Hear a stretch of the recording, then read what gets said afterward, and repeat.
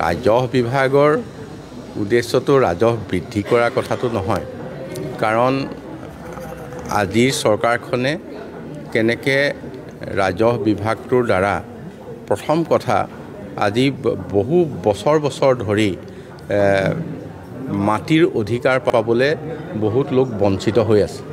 গতিকে তেখেতসকলক বসুন্ধৰা 1, বসুন্ধৰা 2, এতিয়া বসুন্ধৰা 3 দ্বাৰা সেইসকল লোকক মাটিৰ অধিকাৰ দিবলৈ, তেওঁলোকক স্থায়ীভাৱে পট্টা দিবলৈ আমাৰ মূল প্ৰয়াসটোৱে হৈছে এতিয়া আজিৰ দিনটোত সেইখিনি।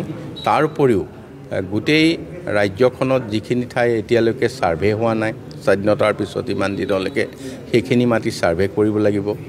তাৰপিছতে ইয়াৰ ডিজিটেলাইজ কৰি ইয়াৰ মেপ তৈয়াৰ কৰিব লাগিব আৰু সকলোৱে যাতে নখদৰ্পণত গোটেই মাটিৰ তথ্য পাতিখিনি উপলব্ধ হোৱায় তাৰ এনেধৰণৰ ব্যৱস্থাখিনি অত্যাধুনিক ব্যৱস্থাৰে ৰাজহ বিভাগটোৰ কাম কাজ ইতিমধ্যে আৰম্ভ কৰিবলৈ চৰকাৰে সিদ্ধান্ত লৈছে আৰু তাৰ মাজ ভাগতে মাননীয় মুখ্যমন্ত্ৰীয়ে এইটো দায়িত্ব দিছে।